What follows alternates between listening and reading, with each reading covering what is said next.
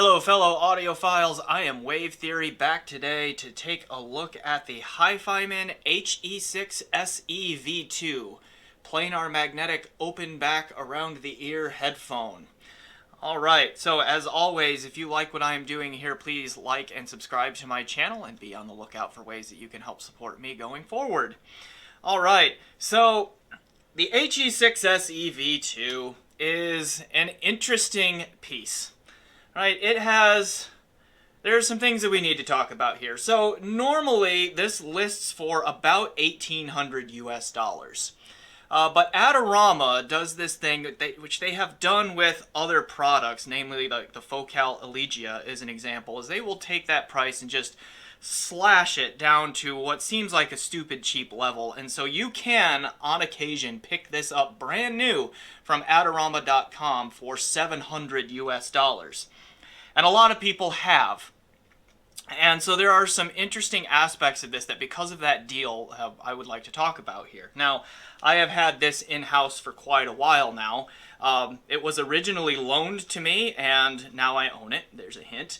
And so it has just been sitting on the shelf. I use it on occasion, but it's been sitting there for a while, and so it's finally time. I'm finally getting around to actually doing the review of it. So let's dive into that. So, as I mentioned, it is planar magnetic, and it's also, it has a 50 ohm impedance with an 83.5 decibel per milliwatt sensitivity as the factory rating. And yeah, this headphone, or the HE6 series, is notoriously hard to drive, and that is absolutely true here, and so we will unpack that a little bit more here in just a little bit. And talk about amp pairings and that sort of thing. Now, as far as features goes, it's not a huge headphone. The cups are not huge, the pads are not particularly deep. The pads do have a very gentle slope to them, so they do angle outward on the head just a little bit, or angle toe in on the head just a little bit. And all that, but the ear opening is not huge, so this does not have just the ability to encompass enormous ears like HiFiMan's egg-shaped line has, but at least as far as where it touches the head, it's still fairly comfortable. Right now, it also has a dual 3.5 millimeter input for the cabling, and as with a lot of HiFiMan stock cables, we need to make comments about that because this is one of those that uses that, I don't know how else to describe it other than this, plastic catheter tubing in there. Now, the stock cable that comes with it is probably about 5-ish feet long. It does come stock with a 4-pin XLR balanced connection. And this aspect I like. This I thought is well thought out, and I wish more companies would do this because they also send in the box a matching 4-pin XLR female to male 1/4-inch single-ended adapter. Because it is safe to adapt a balanced headphone connection to a single-ended like this and plug a balanced cable into a single-ended amp. It is not safe to go the other way, so don't do that. But anyway, standard caveats and complaints about HiFiMan stock cabling apply.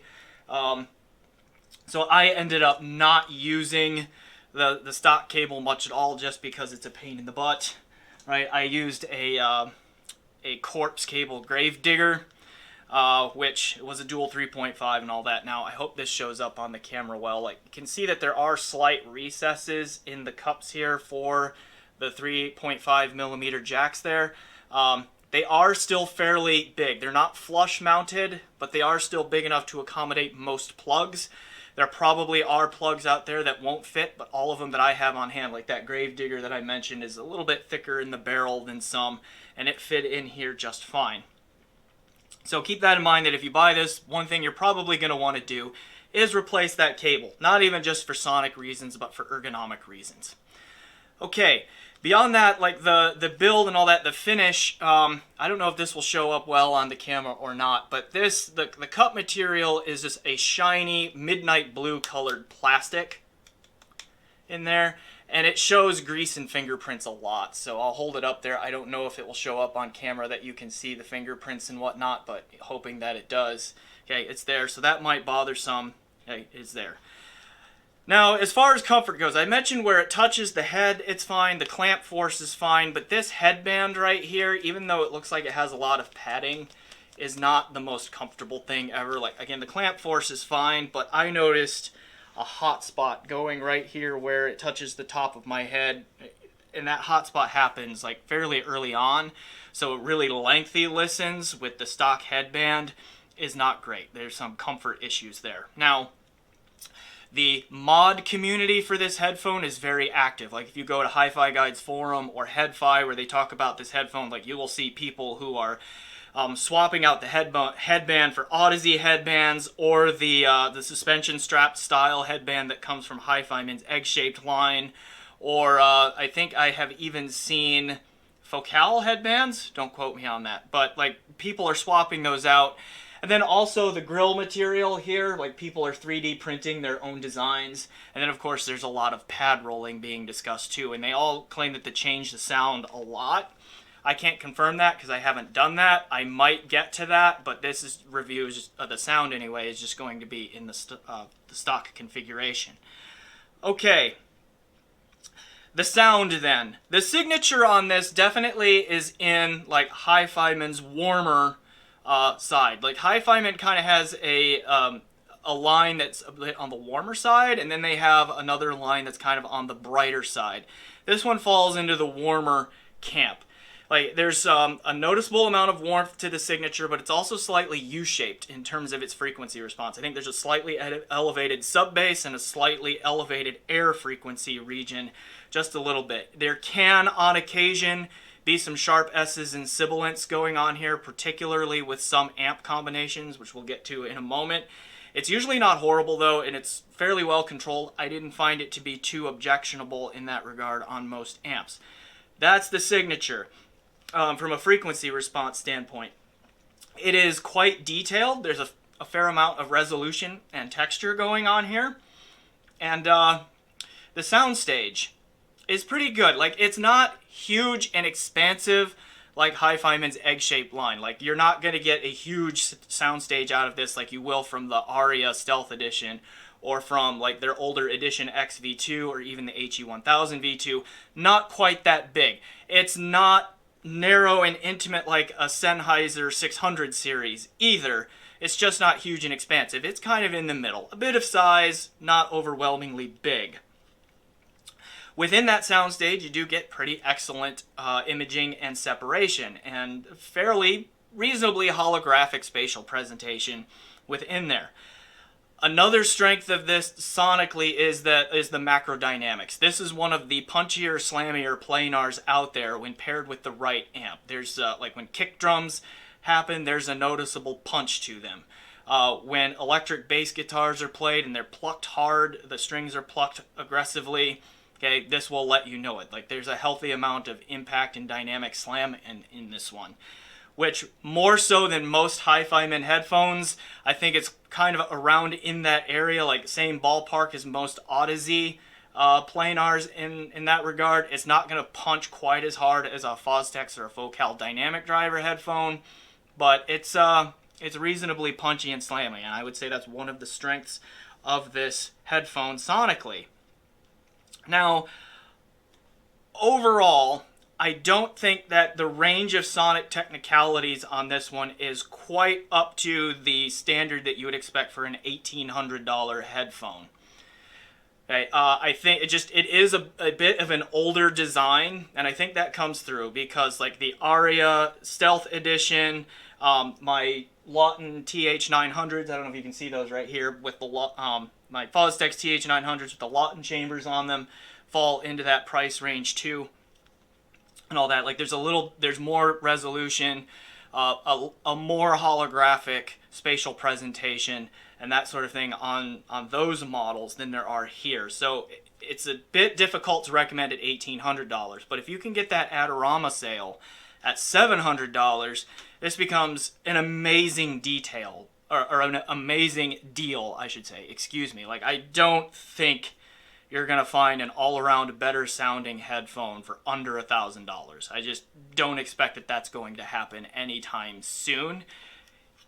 huge value proposition at that price point sonically. And then even at that, like you'll spend a little bit more money to get a different cable because the stock cable is not fun to use. You'll spend a little bit more money probably to do something with this headband to make this more comfortable and so forth. But even with those added expenses, you're still getting an excellent sonic value here if you get that at the $700 price point. Now, I looked up on Adorama's website right before I started shooting this video, and of course that $700 sale is not running right now. But as they do with these things, that sale comes and goes. So just be patient. It will likely come back around and you can get this at that price.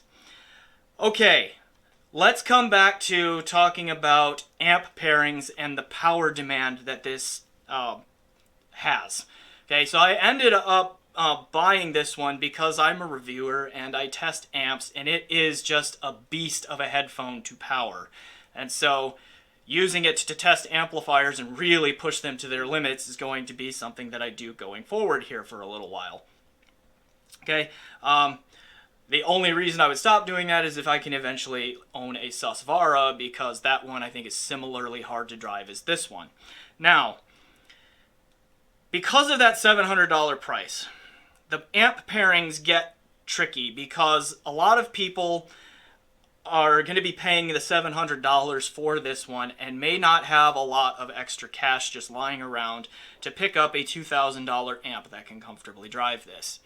So I was looking for amps under $1,000 that you could pair with this, and you could start to get why this is really a very good headphone that has won the hearts of audiophiles for several years and has stood the test of time. Like, again, it's a bit of an older model that is still around and still sought after.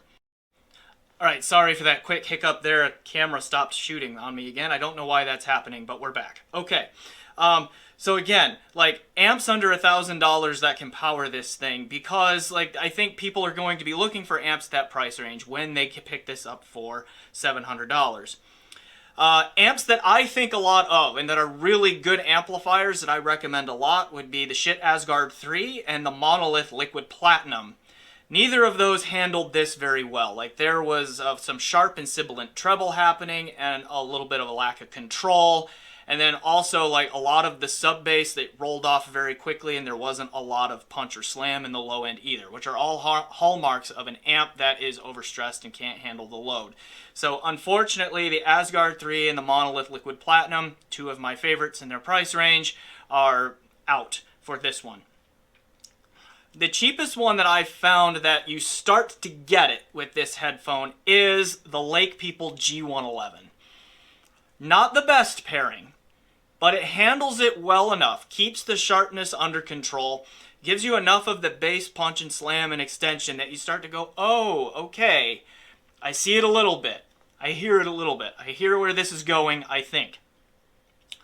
One that I was very surprised at, though, and that I thought handled this very well for under $1,000 is the Canon HA1A Mark II tube amp.